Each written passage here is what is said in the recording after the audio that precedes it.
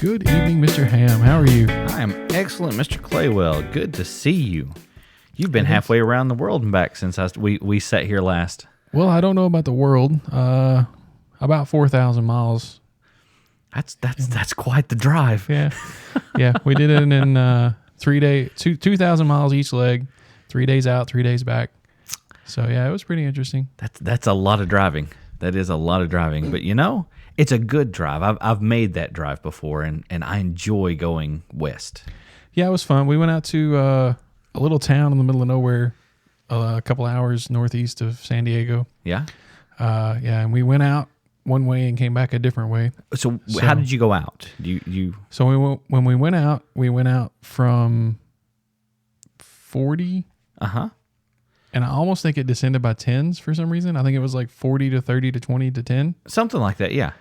Yeah, I can as we see kind that. of proceeded southwest. Right. Yeah. You start on I-40 and you end up on I-10 going through the desert and end up in San Diego. Yeah. Yeah, I think but we didn't go all the way to San Diego. We got out before that. But then coming back, we started on 10 again. No, we started on 8, I think. And then we took some back roads up by the Salton Sea. Oh, nice. And cut up north around in there. And then I think we got on 10 on the... No. I don't know. I don't know the roads. Maybe when we came in on 8. Okay. And then when we went, it was like to the 8, to the 10, to the 8. Okay. And then when we went out, we stayed on the 10. Coming back in, heading up home. Almost like you're going toward Salt Lake City, up toward Utah and all that. So, I think so, yeah. We came back on 10 and then cut it to 40. Yeah. Pretty much straight. So you went 40 out and back, though, for as far as like the main leg of it? Yeah, we were looking at going further north. Yeah. And coming back in through the Natcher. Yeah. Over about like Paducah. Mm-hmm. Or I'm sorry, the Bluegrass Parkway, I think. I don't remember all the names of the roads. There's a lot of roads. But we were looking at coming back kind of that way. But it was going to add a couple of hours to the drive, and we were both just kind of tired of driving. Yeah. So we were like, forget it. We're just going to go on home. See, Ashley and I, when we did that, we went in 2007, we went out to Bowling Green, went up the Natcher, and then we hit 70, and we followed 70 from like St. Louis all the way over through like Denver, Colorado, went through the mountains there, went through the Eisenhower Tunnel and all that kind of stuff. And when I think we picked up 15 heading south out of like south of Salt Lake City, Utah, and caught 10 when we were roughly right around Vegas area. Or maybe it was 40 over to 10. But yeah, it was a great trip. And then when we came back, we came pretty much straight across 40. So we saw like the northern leg of it out and the southern leg of it back. So kind of get to see different scenery going out and coming back. So right. Yeah. And when we went out, we were basically hugging the Mexican border. Oh, wow. We actually had to go through 2 border checkpoints. Yeah. Just because we were so close to the border. I heard that. And like the people, like we'd roll down the window and they wouldn't even let us stop. They were just like, 2 white guys go. Just go. You're fine. I know when we went through, when we got to Vegas that morning, we stopped and ate breakfast because we'd gotten there like really, really early. We actually stayed in this little town called Mesquite. Oddly enough, the same like little town that the Las Vegas shooter, from a couple weeks ago. It's where he was from, Mesquite. So anyway, we stopped and stayed at this place called, I think it was Eureka Casino Bar and all that kind of stuff. Stayed there that night, and then the next morning drove the extra like 40 miles or whatever it was on into Vegas. And we got there early enough that we were like, couldn't check in because it was like 8:30, 9 o'clock in the morning. And so we were like, you know what? It's only like 270 more miles on over to L.A. Why not just go ahead and drive out there and see what L.A.'s like? We were driving 800 miles a day. We figured, what's another 600 miles? So we took off. And the weird thing is when we were leaving out of Las Vegas, got into California, the first little town that you come to there is Baker. and they've got this really, really huge like thermometer that sticks up out there in the middle of the desert. And just on the other side of Baker, there was one of those checkpoints going into California, and like we had to stop, and I was like, this is odd, and like they ran like the little mirrors on wheels under our car, and like I guess they were looking for leaks and things like that, because California is pretty stickler about in the environment, but I don't think it was environmental checks. I'd say they were looking for smuggling or something. We were in a Yaris. Where were we going to smuggle something? Dude, the best thing to get is a car nobody's going to expect. That was definitely that car. So, but yeah, I mean, they were running. We moved through the checkpoint fairly quickly, but it was interesting. I thought, man, this is weird, and it was far enough north. I wouldn't think that there was like a border checkpoint, because we were a good couple hundred miles, I'd say, from the border. Right, but like I said, you could have been looking at they could have been looking for drugs. Oh, this is true. They did ask us if we had any produce, which I thought was odd. I don't know. I guess maybe if the dogs hit on something. I mean, they were. I don't know. It was weird. It was kind of surreal, and it was not like it was a temporary setup. It was like it looked like a toll booth. Yeah, that's what we were. That's what we were looking at. But ours were obviously border checkpoints. I mean, yeah, traffic was forced. All traffic was forced into them. Yeah, that's the way this was. It's just weird. I thought it was odd. It was a little strange for us too. We hit another one way up north, and that could be what it was too. Getting into the farmland up there, possibly, where migrant workers might be an issue for them. Yeah, because we hit that when we got close to the town that we were staying in out there. Uh-huh. There was another one of those checks just on a little 2-lane road out there. Odd. It's different.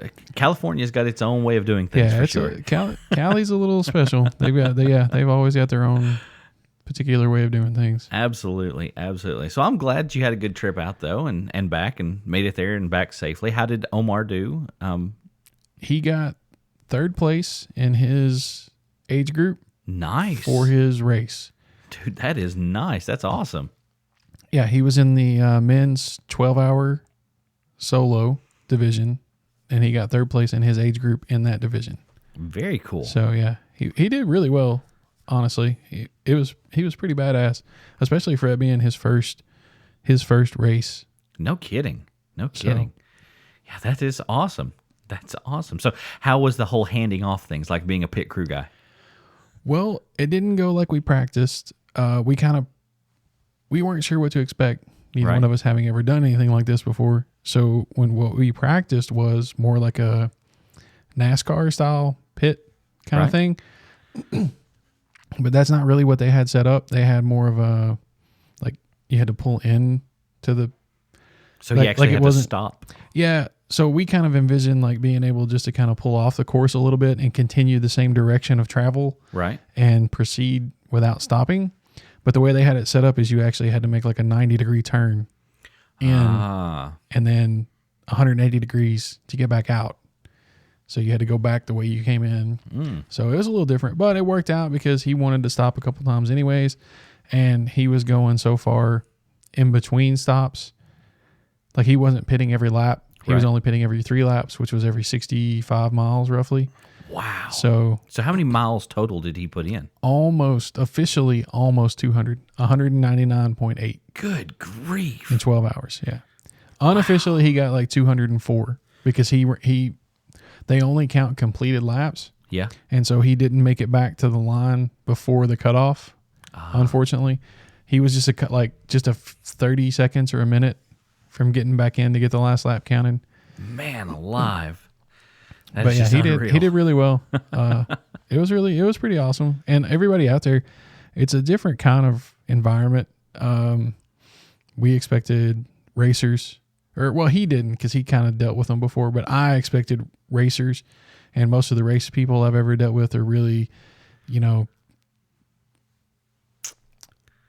I don't want to know how to say this without cheesing some people off, but they're they expect things to be their way. Right. Get out of my way.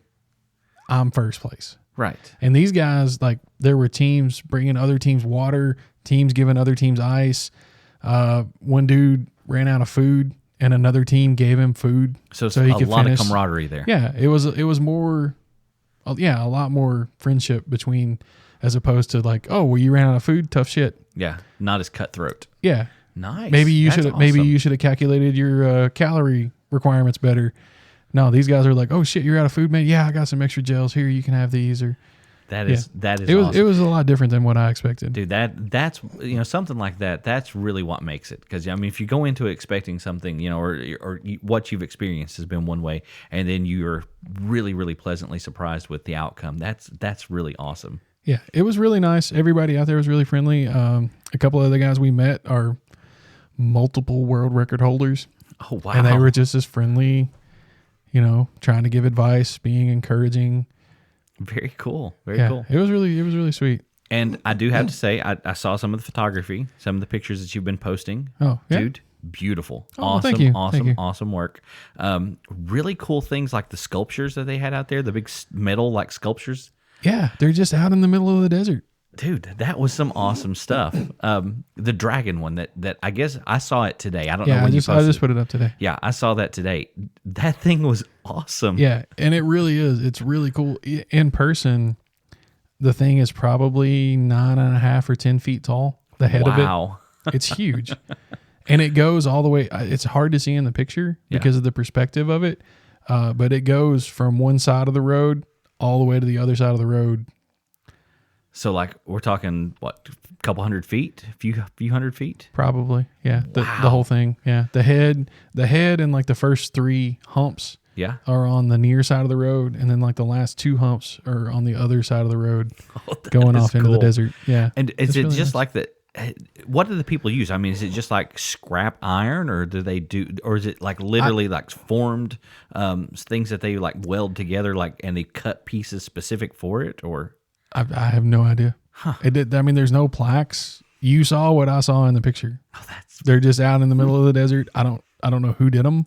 I don't know if it's one artist or a group of people. I don't know if it's the local art commission or art. Right. There's a word for that, and I can't think of what it is right now. Yeah, like the arts community arts. There's like a government group that does that kind of thing, and I can't think of what it is right now. I can't either. But I don't know if it's the art guild is what it is. Yeah, the guild. There you go. I don't know if, like I said, I don't know if it's one artist, a group of artists, if it's like sanctioned or somebody paid, specifically paid. Right. Or if it's just random. Yeah. Yeah. Or just an inspired person putting their stuff out there for people to enjoy. There was all kinds of stuff. I didn't post most of them, but there were camels, elephants, dragon. There was a cricket, a scorpion, some people. Oh, I'd love to see the scorpion. There were some weird, like, I did post that one. It was some kind of like cat, pig, weird thing. Chupacabra? It may have been a chupacabra. Yeah, I don't know. It was weird, whatever it was, but it was really neat. And they were all and there was a couple of really big birds. Yeah. Like, and physically they were large, but you could tell because in one of them, the guy put a boar, like a full grown boar, in its claws. Oh, wow. To give you kind of an idea of how big perspective the bird was supposed to be. Yeah. That's pretty awesome. And the boar was about the size of one of its feet. Daggum. So, yeah. And the detail on them it was insane. Like the horse tails and manes. Yeah. They had like little, like almost like a steel brush, but really long, and like those little wires coming out, and they would blow in the wind. Oh, they would like flap back and forth a little bit. I mean, it was steel, metal, but yeah. Wow, dude, that is awesome. Yeah, they were really cool. Very cool, very cool. Yeah. So, any wild adventures that happened while you guys were going out there? A little bit. There was so one evening on the way back, we stopped for dinner, supper, whatever you want to call it. And we stopped at a Cracker Barrel because it was close to a hotel that was pretty well reviewed. And we thought, we're just going to stop, eat, and crash. Right. And we go in, And oh my God, it was terrible. It took them, I want to say 15 minutes to get our drink orders out to us. Okay. I ordered coffee with cream. They didn't bring me any cream. The waitress came back around to check on us and take our food order. Yeah. And I told her, I need cream and here's what we want to eat. And she's like, okay. And she left. Another 10 or 15 minutes goes by. Still no waitress, still no food, still no cream. I flagged down our waitress again and she's going to another table. I'm like, I still need some cream, please. No luck. So finally I get tired of waiting. And then we just don't see her anymore. So I don't know if she went on break or what the deal was there. But she's gone. So finally I just get up with my coffee cup and walk up to the hostess and I'm like, yeah, I'm still waiting for cream. Could I please have some cream? And so she gives me one of the little bowls with the little packets in it. The little the little shots. Yeah, the little shots of cream. Yeah. So take that back to the table. By this time my coffee's cold. Good grief. So I put the cream in it, drink my coffee. Another probably 10 or 15 minutes goes by and some guy comes out with these plates of food.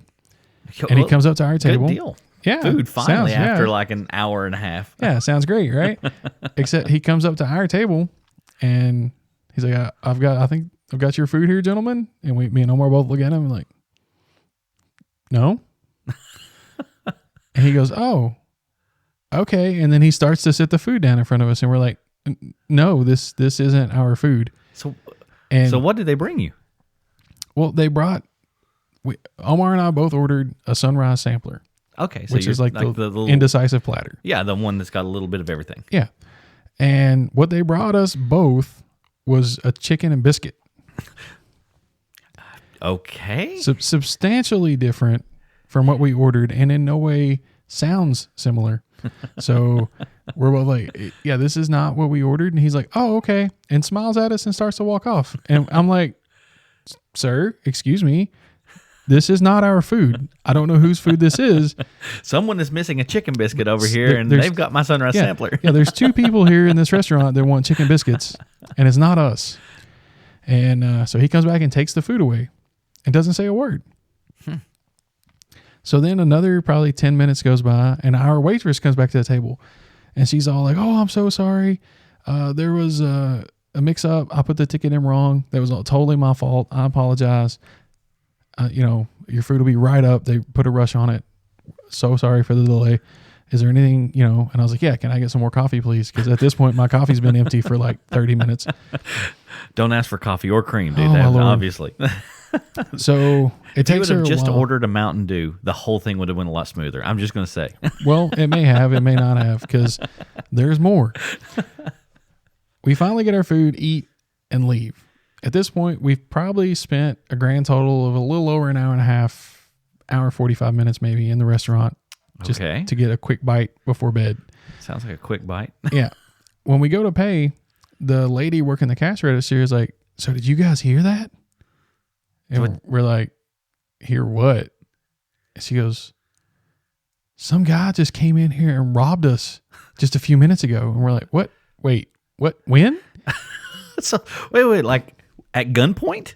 She didn't elaborate. I don't know if it was at gunpoint or just a threat of physical violence or I didn't ask. I didn't care. I was like, well, shit, if there's a guy here robbing people, I just want to leave. No kidding.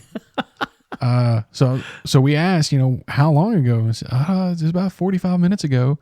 So right about the time you were needing creamer. Yeah. So while we're sitting in the restaurant waiting on our food, some guy comes in and robs the place and she sees Omar's shirt. Yeah. Because all of Omar's t-shirts, by the way, are cycling related in some fashion. Right.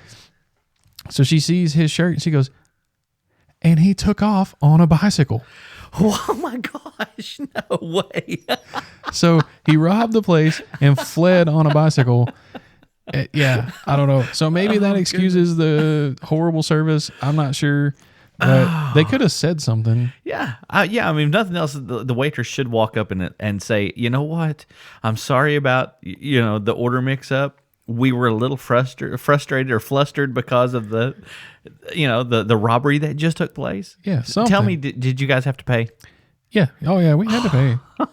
I think at that point, manager should have stepped in and been like, okay, listen, guys, sorry about all this. We have had a bad night. You have had a bad night. Yeah, exactly. Your chicken biscuit is on us. Oh, I mean, sunrise sampler. Yeah.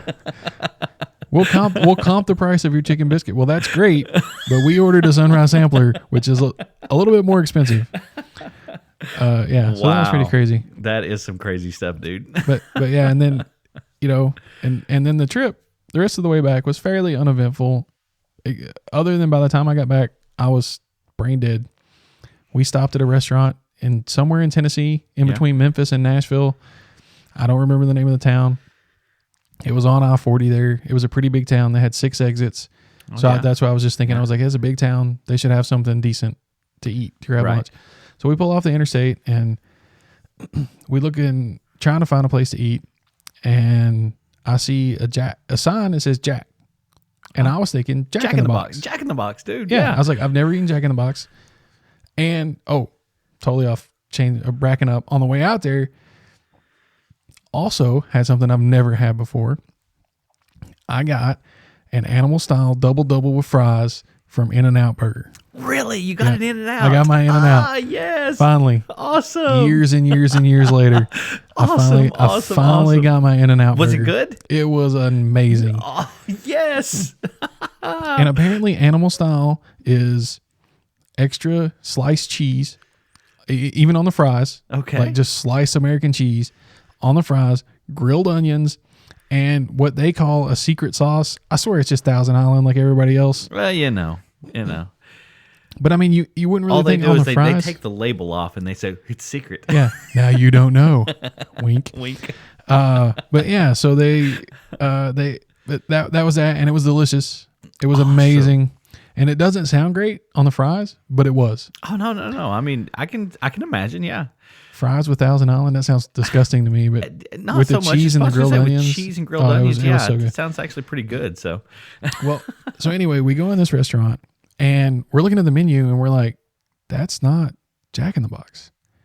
The place was packed. Right. So, I mean, obviously it was a pretty popular spot, but it's not Jack in the Box. It's just a restaurant called Jack's. Oh, okay. So we got food. I will say their fries were very interesting. They were just crinkle cut fries. Okay. But they had something, and me and Omar talked about it, and the best we could come up with was that it was popcorn salt. Butter flavored popcorn salt on the French fries. Was good? It was really good. They tasted really buttery. Yeah. And they had the salt on them. Nice. But yeah. Never thought about doing that. Yeah, but I may have to give that a try. It was really good. Just to see if that, yeah. So, wow. Yeah. So that was it. But at that restaurant, the lady was like, I need a name for your order, sweetheart. It took me like 30 seconds. I was so fried. She's like, what's your name, sweetie? And I was like, I know this. Jason? Is that my name? I think, yeah. That's it. I was gone. But yeah. And then, so we get back into Kentucky. Yeah. And start listening to the radio. And I hear some news. Oh. Yeah. So I don't know if you heard about this or not, but did you hear about one of our local politicians from the Bowling Green area of Kentucky? I did hear this. I'm one of those people though. I watch a lot of MSNBC and CNN and stuff like I flip back and forth between those, just between Penelope's watching Disney Junior. There's only so many episodes of PJ Masks and Puppy Dog Pals I can handle. So I will flip back and forth just randomly at things just to kind of keep up with what's going on in the world. But I did hear this. Right. Okay. So I do know. Yeah, our lovely representative, senator from Kentucky, he got his butt handed to him. But now, not old turkey neck. No, not old turkey neck. Rand Paul, senator from Bowling Green, Kentucky. Obviously, from what we can gather or what I've heard, out mowing his lawn. Yep. And his neighbor, Mr. Rene Boucher, I wonder if he's any relation to Bobby. I don't know, but I mean, from the tackle that I'm hearing, well, he broke 6 of his ribs. He broke 6 ribs on the way. I mean, when he creamed this dude. So what'd you say about my mama? Oh my goodness. So yeah, Rand Paul gets tackled on his lawn by his neighbor and gets 6 ribs broken. He now, from what I've gathered, has been in a hospital for a day or 2. He has fluid around his lungs. I don't want to say he's in pleural effusion. Yeah, he's not like in critical condition or anything, but they're monitoring this health crisis now that he is in. And he is not at the Senate. He's not doing his job there. He's got to take some time off to recover. He wasn't doing his job anyway. He was in Bowling Green mowing his fucking yard. But the thing that got me, like, this just cracked me up is one, the neighbor's name is Renee. Renee. And he's an anesthesiologist, a doctor of something. Yeah, I think he's an anesthesiologist. He put him to sleep. Let me just put it that way. But yeah, and apparently this is not just like, okay, first off, 100% not politically motivated. None whatsoever. These 2 guys have been feuding for years. Yeah, over stupid things. Over stupid neighbor shit. Yeah, absolutely. Your dog barks too loud and your trees are growing over into my lawn. Whatever. Stupid neighbor shit. And apparently the straw that broke the proverbial camel's back here was that Rand Paul was mowing his own. First off, if you're a senator, what the hell are you doing mowing your own damn yard? I don't know. I could run for president and I would still be the guy that goes out and mows the White House lawn. You'd be on the south lawn. If they let me, I'd probably be out there simply because I'd be like, okay, I'm putting my headphones on. If North Korea hits us, by God, tell me about it after I get finished mowing. Well, I just zone out. So, okay, he's out mowing his yard, and the whole thing was he was blowing his clippings onto his neighbor's property. Oh my God. And that's what set the guy off. That was the pièce de résistance. So that here's set something off Rene Boucher. I wonder too how long has it been since Rand Paul has mowed his lawn that the amount of clippings that are going to end up on the neighbor's lawn make that big of a deal? Well, I got to imagine even if he's not doing it, somebody is. Right. True enough. But still, I don't understand. Like, I don't know. I don't get it. It wasn't politically motivated though. That's the key thing for me. Yeah. It was just 2 neighbors. It was just 2 neighbors fighting, being pissed off at each other over stupid neighbor shit. And the thing that kind of pisses me off is that they're trying to make this a federal case, like a literal federal case. They are. I'm not using that in the figurative sense that they're blowing it out of proportion. They are literally trying to make this federal charges against Rene Boucher for assaulting his neighbor. Yeah. Who just happened to be a senator. This would be no different than me and my neighbor going at it in the yard, me getting a couple of ribs broken. I can see pressing charges, but it's going to be local charges. He was assaulted. It's a felony assault. Absolutely. 100%. But that should be as far as it goes. Yeah, it shouldn't be a federal case. Should have nothing to do with what comes before your name, Senator Rand Paul. Yeah, or Dr. Rand Paul or whatever. Yeah, or anything. It should just be local. Okay, these 2 guys were out duking it out in the yard. Yeah. So now, I don't know if this ties back because Rand Paul was at the baseball game. The one where they got shooting was going on? Yeah. I didn't know he was there. I don't know. Well, I know the Rene Boucher thing has nothing to do with the shooting at the baseball game. But True. I'm just saying I don't know if their aggressiveness with this is because of that. It could be. And it's one of those things where they could be trying to politicize something. And it's wrong is what it is all the way around, simply because it shouldn't go any further than, okay, Rand Paul just got his ass handed to him. Yeah. And that's about it. Renee whooped your ass, Rand. What a boy done took you down. Oh, God. Yeah. Wow. Unreal. Yeah. It's amazing what times we live in, but well. Yep. So all the listeners out there, I want to take a second. I've been on a trip. I've been across the country. Mr. Ham's been very busy at home, and we haven't had a whole lot of time to prepare a lengthy discussion of a specific topic for you. So we thought this evening we would just take some time to shoot over just some random trivia, drop some knowledge bombs. Sounds good. Yeah. Hodge Podge this thing together, kind of just a conversation. Yeah. Yeah. So the first thing I would like to talk about is something I saw on the internet a while back that I thought would be glorious. I thought there is no way this is not going to be amazing. So I don't know if you know about this, but like a couple of years ago, or maybe a year ago, somewhere in that time frame, a company from Japan and a company from America challenged each other to a giant robot duel. So like real steel. Like real steel, or Pacific Rim. Yeah. Like instead of fighting kaiju or what's that word? I don't know. Giant monsters, they were going to fight the robots against each other. Dude, that's awesome.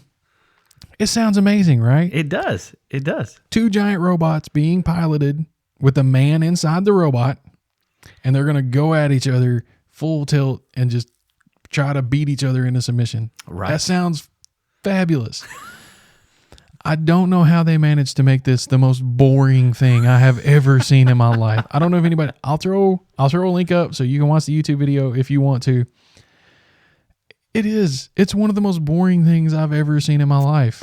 We watched a few seconds of it one night over here. We watched about 2 minutes of it. Yeah. And you're right. I mean, it looks really cool. The robots look awesome. Yeah. But they move so slowly and everything is so meticulous. But now I do have to say the one saving grace of the video is literally the announcers. Dude, they had Mike Goldberg from the UFC. It was hilarious because they're like, we got to get out of here. We got to move now because the whole set was coming down around them. Yeah, and I don't know if they were taking their cue from the WWE or what, but they treated the standard announcers like the Spanish announcers table at the WWE, and Sabu the motherfucker through the announcers table.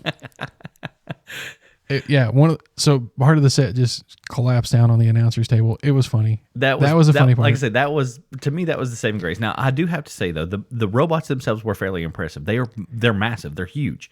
Oh and yeah, you've got a person inside there, and some of the things that were on them, like the weapons or the things that they were using to hurt one another, as far as the robots go, if you got in between any of that or got hit by any of that, you were done. Oh yeah. So the danger factor is there. So the one American one, because there were 2 American robots that were built, sponsored by 2 different companies. There was one Japanese robot that fought them both.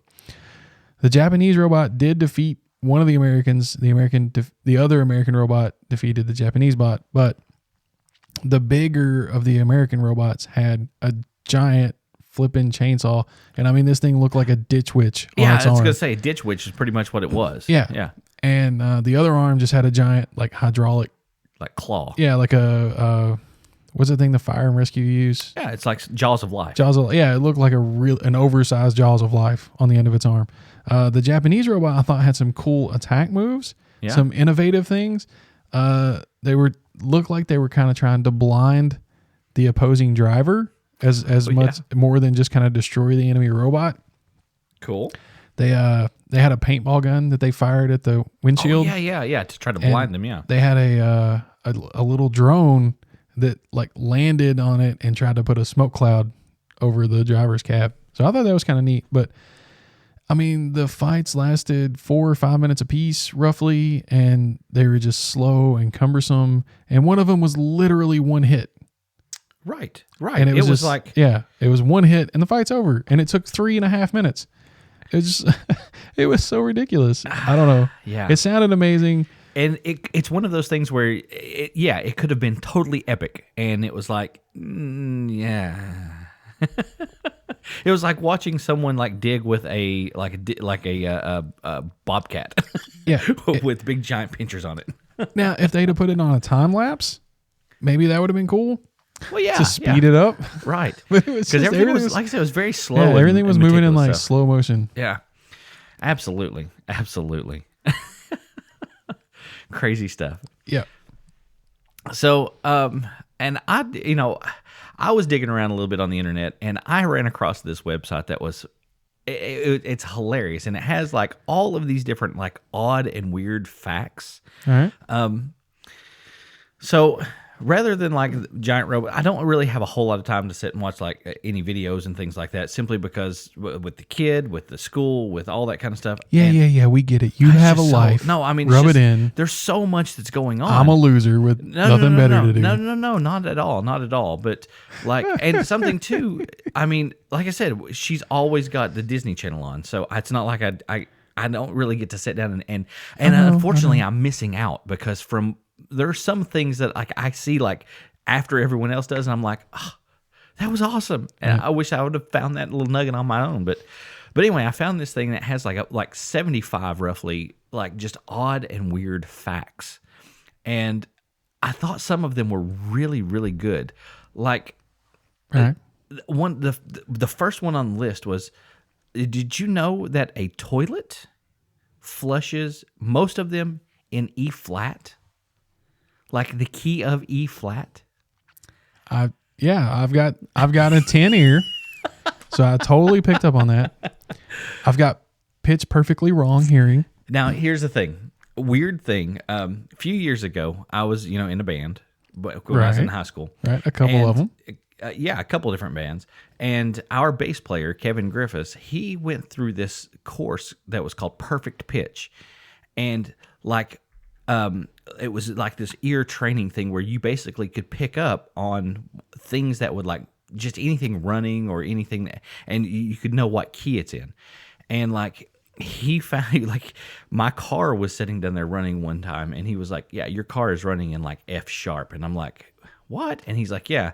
And we literally put a tuner on the car and it was running in F sharp. And I was like, dude, that's awesome. I think I still have the cassette tapes that he did. Like cassette tapes? Cassette tapes that he bought that he did this training with, because there was like 20 of them that you'd listen to, and it was like identifying pitches and tones. And so they just they like played a tone, and would play a tone. Okay, and like you would go through it and you would listen to them, and they would say, okay, this is this tone, this is this tone, this is this tone, and then they would like, okay, what tone is this? What tone? And you would go through, like, I want to say there were 20 lessons, like 10 cassettes, front and back, A and B, right? Yeah. So, but yeah, and I thought, how odd, and that little nugget right there, I can see that would be something that Griffiths would have shared with us. Well, that's strange. Most toilets flush in E flat, but yours is a G. You might want to get the water pressure checked on your toilet or something. Another one they had on here was, and this is like completely off subject of anything about sound, but Captain Crunch. Mm-hmm. Do you know his full name? Not a clue. His full name is Horatio Magellan Crunch. Okay, so the expression that was just on your face tells it all. Huh? How about that? That's why would you ever need to know that? I don't know. The longest word in the English language with letters in alphabetical order. Oh, in alphabetical order. I don't. In alphabetical order. I don't know. I think I know. Oh, I just lost it. I know the longest word. I did. Yeah. What? Yeah. So the word almost is the longest word in the English language with all of the letters in alphabetical order. Interesting. Yeah. You know how many licks it actually does take to get to the center of a Tootsie Roll Pop? 142.18. And I guess that would have to do... How do you do 0.18 of a lick? I guess that 0.18 is when you actually break through. All right. I don't know, just weird things. I thought some of Frederick Bauer, the guy that invented the iconic like Pringles can, when he died, his ashes were buried in one. Yeah, I knew that. I did know that. Yeah. Isn't that odd? That's kind of strange. That's a little weird. Yeah. Yeah. Human birth control pills work on gorillas. I don't know why they would want to test them on gorillas or how they might know this, but maybe it was the other way around. Maybe they developed them for gorillas and found out that we were like, take those quick. This works on ladies. No. Maybe when like animal testing. Oh yeah. They were developing. Maybe they were developing them for people, and they used in animal testing. They realized that it works on some primates too. Yeah, that's possible. The swans in England all belong to the Queen. Every swan. Nice. So she owns a lot of asshole birds. Good to know. Just random facts, dude. It's a really, really interesting website, and I'll throw some of them. Keep that up. We'll come back to that. Okay. I want to tell you a story now. Okay. Okay. I want to tell you a story, and I want to see if you can tell me what this story is. Okay. Go for it. Okay. So there's a detective, and he's attempting to solve a case of serial murders. The case has got him stumped. It's got everybody stumped, not just him. There's a whole team working on it. But this guy's stumped, and he gets an offer for help. Okay. And he goes to see this guy who is a convicted serial killer who is serving term to receive assistance in tracking down the other serial killer who is at large. Okay. So do you know what the story? I do. Yeah. So what is the story? It's the basis for Silence of the Lambs. So okay. Yes. I was hoping you were going to say The Silence of the Lambs. No, it's the basis for the Silence of the Lambs. Right. And it was it Ted Bundy? Yeah. I think Ted Bundy and not Hannibal Lecter. Yeah. Was the actual serial killer. On death row serial killer. Yes. Who was offering to help Detective Robert Keppel. Was it Son of Sam that he was looking for? Nope. Okay. It was the Green River Killer. Green River Killer, yeah. The guy guy they California. called. Yeah, they called him. Well, wasn't he like in? I think it was in Washington or something. Was it? I knew it was on the West Coast somewhere. Yeah, I think it was in. I'll find it in a minute. But he was. Yeah, but the whole reason this became popular is the guy who wrote The Silence of the Lambs, Thomas Harris. Thomas Harris, yes, was also consulting on the case. Oh, really? I did not know that. Yeah, so he learned about it. Yeah. Huh.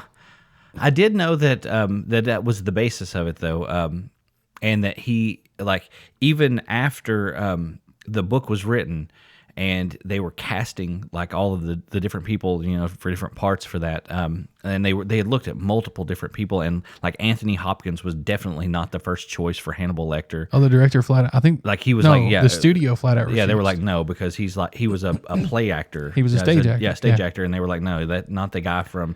He had done something like some sort of a film before that was something to do with the sea. I don't know. He was like a captain or something, and they were like, yeah, not that guy. And then he comes in and does this iconic role as Hannibal Lecter. But Jodie Foster herself, though, actually visited not just she visited the FBI and, like, trained with them for, like, weeks at a time. Yeah, right? Quantico for, like, weeks to see exactly how that character would respond to someone like Hannibal Lecter. And she worked with, like, the profiling division. She worked with the task forces. I mean, she went through almost like the full training. Wow. They almost broke her a couple of times simply because of all the things that they were showing her and she was seeing. And then I wonder if that helped prepare her for the other dude side. That went psycho and stalked her. I don't know. For a while. I don't know. Because you knew about that, right? Yeah, so, like, later there was a guy. Well, here, while you're checking that out, so the other side of it, though, she actually went and visited inmates at, like, psych wards, and to see how they acted, and she wanted to have a measured response to whatever Anthony Hopkins was going to throw at her. She wanted to be prepared for. Right. So, yeah, the amount of research that went into those roles was unbelievable. And then on the other side of it, like I say, the guy that wrote the book, Thomas Harris, was, it was based on real people. It's weird. Yeah, Ted Bundy, one of the worst serial killers, and this guy, the Green River Killer, was like 42 victims over 20 years. Oh, I didn't know they were looking many. for this guy. Yeah. Wow, I thought it was like 7 or 8. I know it was like a bunch, like 7 or 8 that was like really close together though. Maybe. And the one girl got away, and that was what, like, put him on this guy. Yeah, 42 murders. Wow. In 20 years. Yeah. Now, when they consulted him, Bundy gave him a lot of tips. It was kind of crazy without having any of the background case history. Yeah. Other than just what he could get out of the public newspapers. Bundy put them on a lot of the things that they were already looking into. Oh, wow. On their own. Well, I mean, you got to think, those guys, I guess they kind of think alike. That was his theory. Yeah. Was that, I'm like him. I can help you find him. And wow. So he offered him a lot of suggestions, and some of them they couldn't do. like his first suggestion to catch the guy was to hold a horror movie festival. Yeah. Where all of the horror movies were like about kind of the whole, sex and killing kind of thing. And see what crowd is brought to that. And record hold it at a drive-in and only admit people in cars and record all the license plates. And he says, I guarantee you, his will be there. He will be one of the people at that festival. Huh. Now, they couldn't do that at the time, but that was one of his suggestions. He gave him a lot of other. He told them, to keep an eye when they find the body. Yeah. On the site, because he'll go back. Oh yeah, yeah. He's like he will go back and visit to the site. Yeah.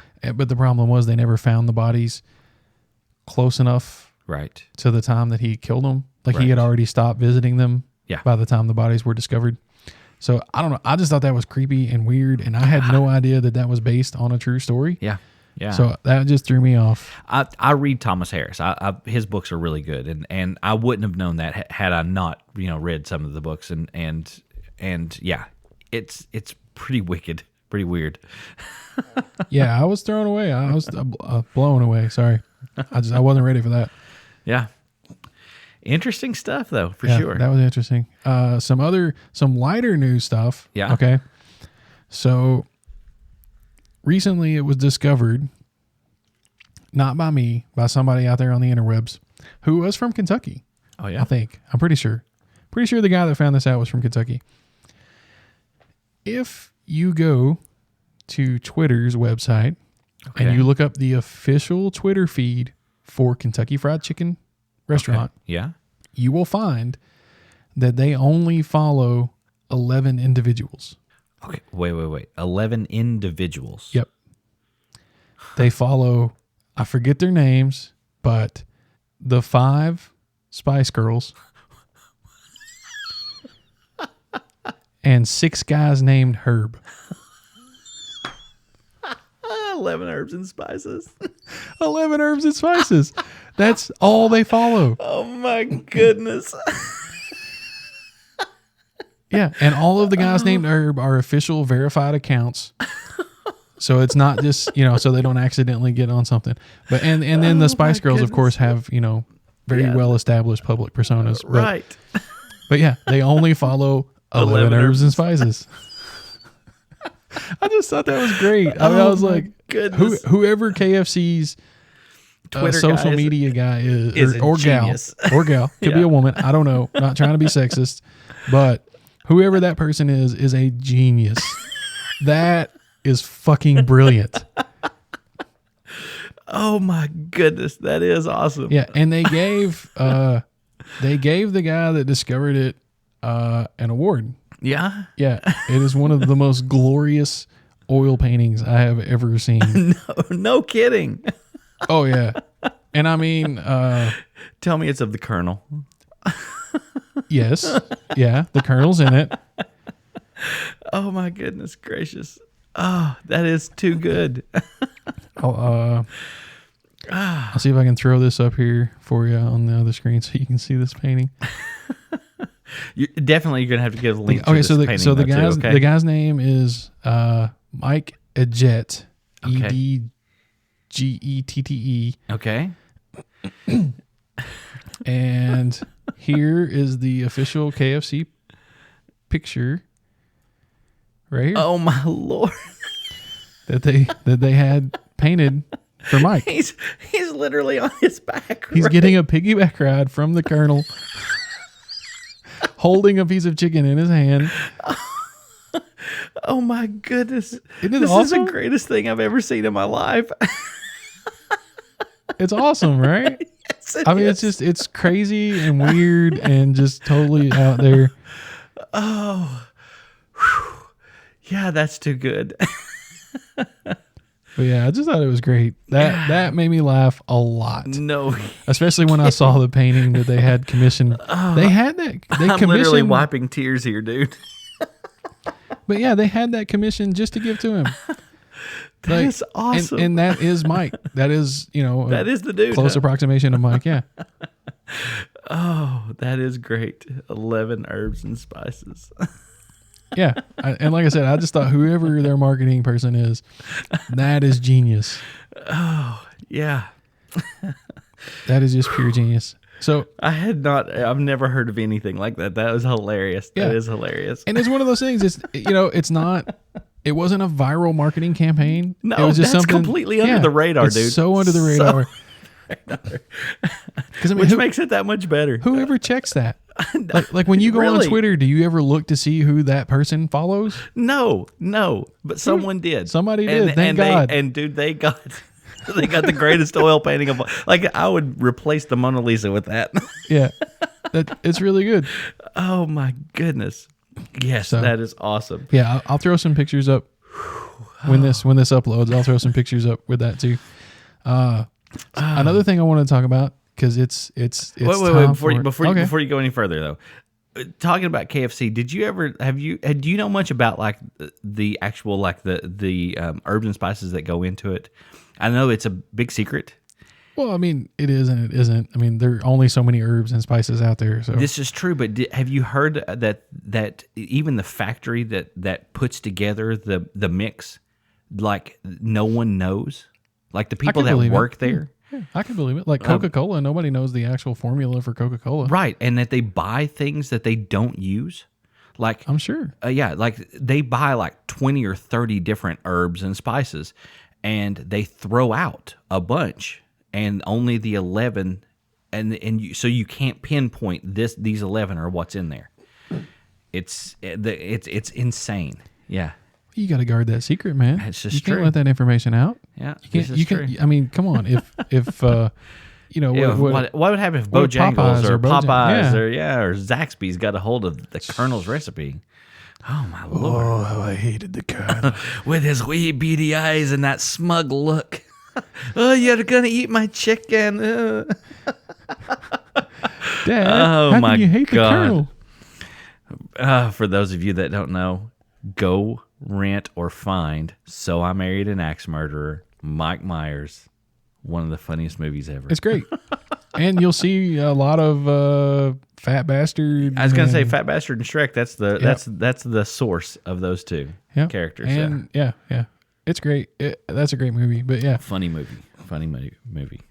But there's something else I want to talk about while it's the hotness, it's going to be the topic everywhere, I'm sure. Oh, yeah?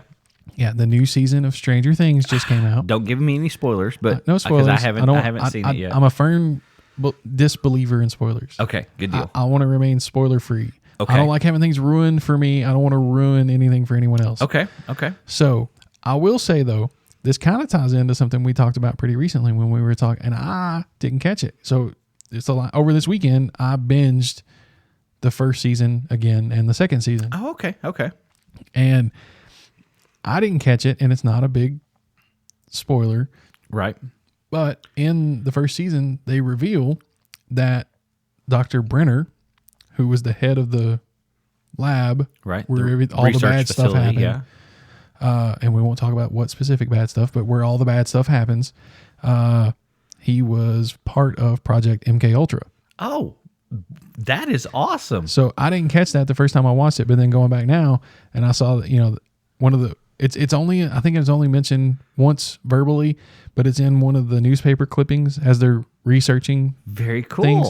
Very cool. Nice little Easter egg there. So yeah, I was like, oh, that's part of Project MK Ultra. Nice. The guy originally got started on Project MK Ultra. The show was not part. What they were doing in the show had nothing to do with MK Ultra, but just that's where the head scientist that caused all the stuff started out.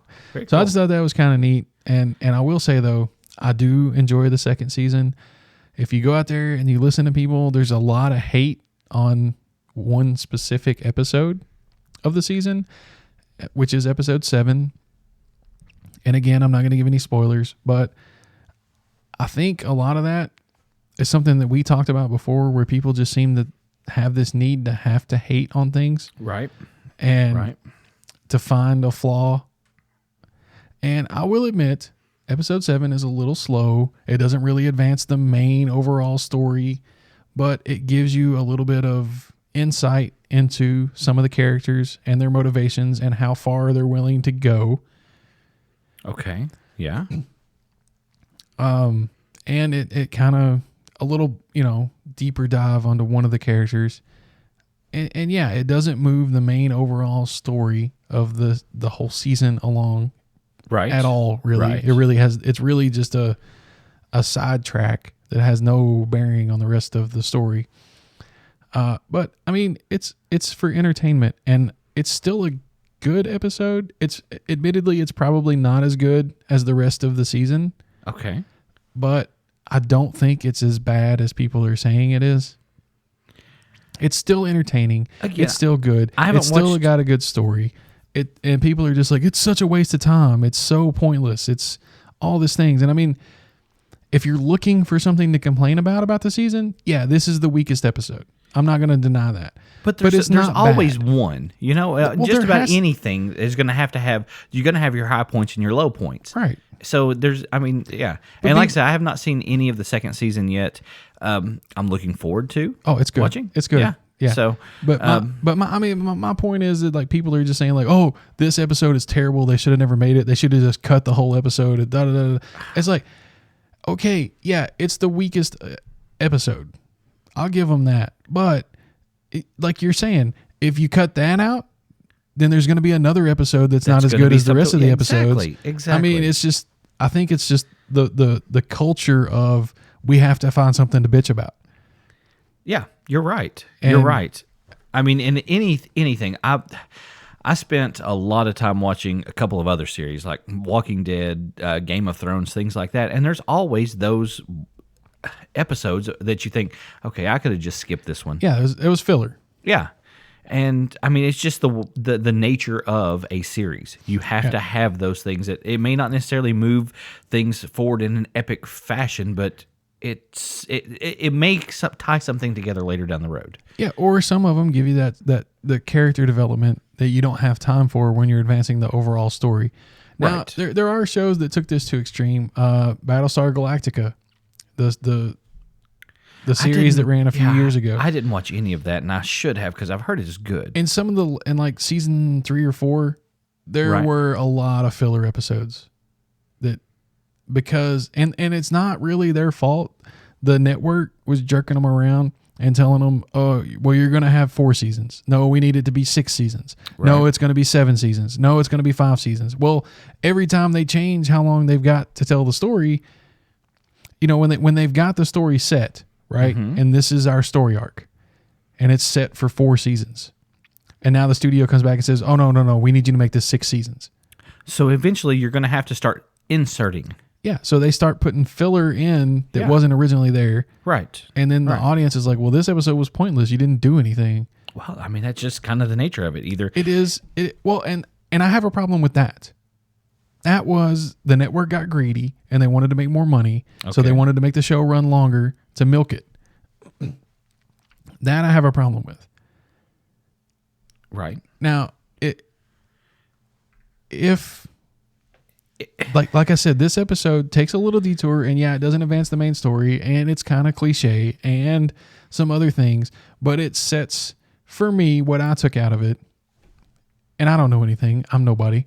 I'm not a critic, but we all are critics now. but what I took out of it was it demonstrated how far this character is willing to go, what they will and will not do. Okay. And a little bit of more personal background for that character. So that's not a waste of an episode, even if it's not necessarily something crazy and epic. But like I'm saying, it seems like if it's in that culture of we have to find something to bitch about, we have to find something to complain about. There has to be this. We can't like this thing because if you admit that you like something, then you're a sheeple or whatever. I don't know. Right. I don't know what that reasoning is, but it seems like no matter what, you have to find something wrong with anything. And I will admit, I used to be really bad for that. And I'm trying to consciously make the effort not to be that guy anymore. Yeah. Yeah. And it's hard. Sometimes I want to complain. And like I said, this is the weakest episode. Right. Of the season. But now it's one thing to make just a comment. Okay, yes, this is the weakest of this, but it's still entertaining and it's still good. Yeah. And to say that they should have cut it, that it never should have aired, that all this stuff. I mean, that's nitpicking. That's what that is. That's someone nitpicking it. You get what you get with the show. Yeah. So I don't know. I thought on the whole, I rewatched the first season because I tend to lose some of the detail after time. Like I remember the broad themes, but I'll lose some of the specifics. So I wanted to rewatch the first season to fill myself back in on everything. Right. And then I'll watch the second season. I just finished it probably 3 hours before you got here. Oh, wow. So, yeah. And so the second season is still really fresh. But yeah, it was really good. I liked it a lot. Good. I've heard recommend. I was going to say from what I've heard people say, I've heard people say that they liked season 2 better than they did season 1. I don't necessarily. They've not necessarily said this is so much better, but that they just enjoyed it more. I think they had because that was their first show. Right. Strange. I mean, they'd worked on TV before, but this was their first show, the Duffer Brothers, and I think they were still kind of figuring out the mechanics of it. With season 1. Right. And I think they understand that a little more this season. If you take something like Stranger Things, there are so many directions you can go. And I think that they tried to explore some of those. And I don't want to say it muddied the series, but it just seemed like it wasn't as coherent and together. Right. Well, that's similar. Yeah, that's pretty much what I'm saying. Like it seems like, it was their first time running a show. Right. And directing and everything. And it seems like they thought they could do more than what they had time to do. So it seems a little disjointed at times. Right. And some of the stories you're like, it's over here, then it's over there, and then you're back in here. So this one definitely seems more focused. Good. And they follow a more logical and linear progression. Yeah. Which is, it's good or bad. Some people hate that. Yeah. I'm a simple-minded person, so it works really well for me. Yeah. I like my entertainment spoon-fed, thank you. Exactly. Yeah. I'm just going to, you just put it in there for me. I don't know. I thought it was really good, though. Yeah. So I just wanted to get that out there while it's still new. I say that is really cool, too, that MK Ultra is mentioned or is in the series. Just so happened the other afternoon, Penelope went to sleep, and I was able to flip it over to History Channel, and they were talking about Project MK Ultra. There was a program that was on a show, and it was like a 2-hour. So it wasn't like just this, like a 1 hour thing, or 30-minute deal. It was like a 2-hour show. And the part of it that they were researching and exploring was like the real Manchurian Candidate, where they done that segment of it. And I was trying to look up there where it was actually took place. It was in this little small town in some place like Maine or something like that. They have this little it was a military base. They have a radar station there, and evidently there was like an LSD house that they would do like the experimentation in. I told you they got them all stoned on acid. Yeah, and they had this like massive underground labyrinth that they were doing all these tests and laboratories and all that kind of stuff. And the military denies that it's all there. There are people from that town that were like kidnapped kids, specifically like orphans and people that were like outcasts. No, sir. And they were tortured and this and that and the other. The government would never do that stuff, never do anything. But yeah, like that. I mean, and then like even the kids, like these how I say late teenager, early 20-ish kids, after the place shut down, kind of like broke into the place, and they were like filming. Like they had like a little handheld like handy cam or something. They were going through there and filming like different things that they saw in there. Mm-hmm. And while they're in there, they get like chased out by like government, like the black SUVs roll up and the helicopter comes. It wasn't the government. The government didn't have anything to do with it. It's pretty wicked stuff. And now they did interview a couple of people, and I'm just going to say the one guy that they interviewed that had been part of the LSD part of it, man, he was still tripping. Let's just put it that way. As a subject or as I don't somebody know if administering he was, I think he was both. I think he was administering and he was also. So he was one of those guys that was on the drugs while they were supposed to be running the test. He was out there, dude. He was way out there. And then there was another guy that was supposed to be he had done like a time travel. They did this like out of body time travel thing. That's what the radar was being used for. And man, they blew holes in his story real quick, and he got very defensive and threw him out of his house and all this kind of stuff. It was just like the whole show was just very surreal, and I was sitting here thinking, man, we talked about this the other day, and I've since then kind of researched it a little bit, and it's big, it's huge. Oh yeah, it ran for almost 20 years. Yeah, a little over 20 years, maybe. Yeah, it was. Yeah, and. Yeah, crazy stuff that they did. Yeah, yeah, it was insane. That was their whole trying to develop psychic warriors, and we were gonna take out the commies with our, from here with our minds. We're gonna sit here and then people are gonna fall over in another country. You're gonna get like a little trickle of blood coming out of one nostril. Crazy stuff, dude. Crazy stuff. Yeah. One thing about season 2 of Stranger Things, I will say. Yeah. I was happy to find they're still playing D&D. Yes. Awesome. Yep. So that made me happy. They didn't give up on it. They're still playing D&D. Now, they don't actually call it Dungeons and Dragons in the show, do they? Do they actually call it? Now, I know it's Demogorgon is the first character and they that bust down a monster manual. And really? Yeah. Awesome. I was thinking in the first season they didn't actually call it Dungeons and Dragons. No, they call it D&D. They don't actually say Dungeons and Dragons. They do in season 2. They actually say Dungeons and Dragons. Nice. And because his mom, the one that got kidnapped. Yeah. Well, shit. Well, I mean, that's the first episode. Okay. The season 1. Okay. In season 1, the little boy that goes. Yeah, his mom. Yeah. Winona Ryder. Yeah. She in season 2 tries to say the name of the game, and they correct her to say Dungeons and Dragons because she said I don't remember what she said, but she says it wrong, and they're like, no, it's Dungeons and Dragons. I love it. That's awesome. I mean, watching the show though, if we're gonna be a nerd about it, so my complaints, so they're playing Dungeons and Dragons, they never rolled a hit. What? They never rolled a hit. He casts fireball and then just slings a bunch of D6. Okay, so but then they're looking for the D20, right? Do they say anything about THAC0? No, that was the other thing. He rolled a 13 to see if it hit, but they never say anything about THAC0. But now THAC0 was second edition, so I don't know if they're playing first edition. Well, I mean, or it second was in edition. '83. That would have been second edition, right? Would it? I don't know. I can't remember when second edition came out. Maybe that might have still been first edition. It may have been, but I'm not sure. And I don't know. I never played first edition, so the rules might have been different in first edition. But like I said, when they were casting the spells, he just straight rolled. Damn it! Or you hear him roll several dice.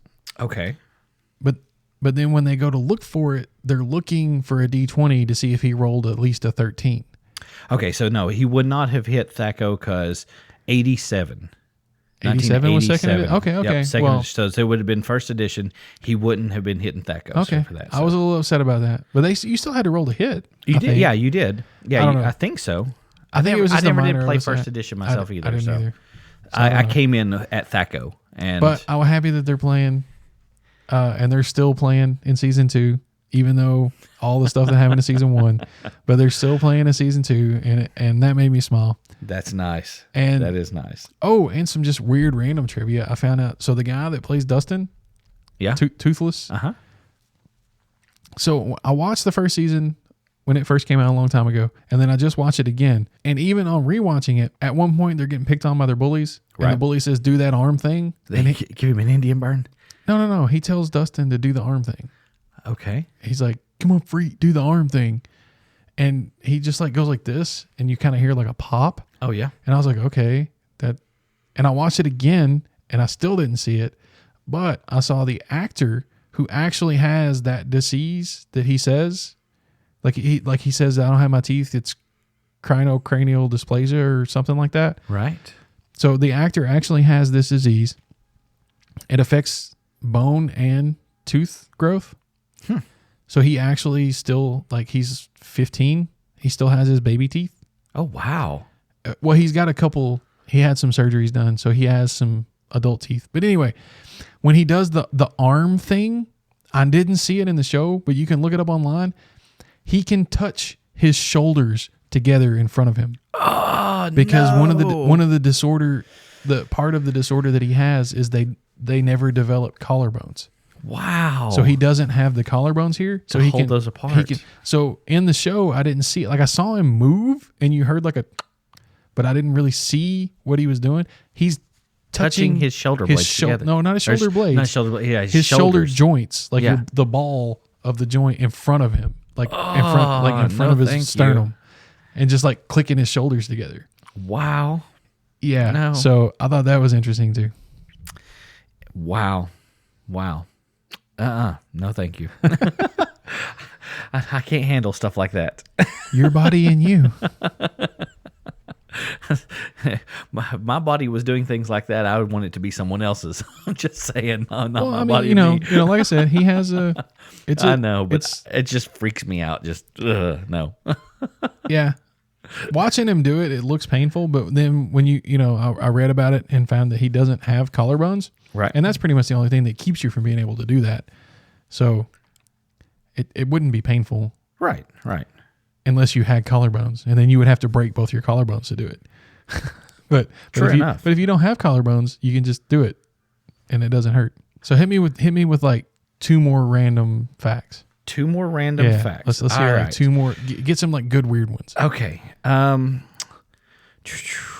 good, a really good one here. A giraffe can clean its ears with its tongue. 21 inches is the average length of a giraffe's tongue. I know a certain giraffe that's coming home with me tonight.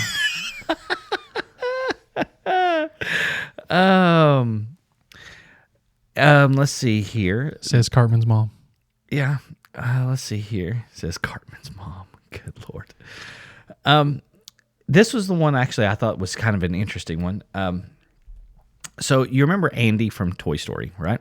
This is the little boy. The little boy, right? Andy, he's okay. So he had this really, really evil neighbor that would like mutilate the toys and tear heads off and build these like grotesque, like hybrid whatever toys, right? And his name was Sid. Yep. So Sid from Toy Story, this evil kid that actually does get to see the toys come to life at the end of the first movie, right? And it terrifies him. Terrifies him, right? He actually makes another appearance in another Toy Story movie. He's in the first one. He's also in the third one. And in the third one, he is the garbage collector that goes around to collect the trash. He never really actually did anything with his life much other than, I guess that. I'm not saying that trash collecting is a bad thing. I'm just saying that he became a sanitation worker. He became a sanitation worker. And in that the third movie, he actually does get to see, like, he sees the same toys yet again and freaks out again, runs away from them. So he makes that appearance in Toy Story 3. Right on. So that was another odd little tidbit. And then I was listening to NPR. Wait, don't tell me. And found out that the director of the new Disney Pixar film, Coco, he is a avid fan of Kubrick's The Shining. He also directed one of the Toy Story films, and he always drops things in his films that like allude to The Shining. And in one of that's a little odd fascination for a guy making kids movies, isn't it though? So in the new film Coco, he wouldn't give any of the little Easter eggs away, but there are scenes or there are little tidbits that are directly from The Shining. In Toy Story, there was a couple of different things that he did. One of the cars that passes by has RM 217 for room 217 from The Shining, and the carpet pattern in one of the houses, is the same as the carpet pattern from The Shining. Like the hallway? Yeah, like the hallway. Red and gold. Yeah, that's got to be exactly a Sid's house, probably. Yep, probably is. But yeah. So he always drops those things in. And he said, he basically was saying, yeah, look for them, because if you're astute, you will see the references to The Shining in this new children's film. And I thought that's kind of interesting. Yeah, I'll have to look for that now. Yeah. Pretty neat I plan on watching it. I watch most of the Pixar movies, so yeah. And you've seen the whole thing where the whole like Disney Pixar universe is all one universe, right? Yeah, they drop like little tidbits from other movies in their movies. Yeah, and it's like everything happens in the same universe. You have everything from WALL-E to I think what was the one, Brave? The little red-haired girl. Yeah. I think that's the oldest one, and then the furthest one out is is WALL-E. I think everything follows in that timeline. Everything from ants to well, yeah, I know. Like I said, I know they drop little pieces of other films in their films. Yeah. So and there's always like a nod to one other movie in this movie. Yeah, and the one that I was watching the other day, again, sitting at the house watching cartoons with Penelope. You act like you got a kid or something. I know. Anyway, we were watching Monsters, Inc.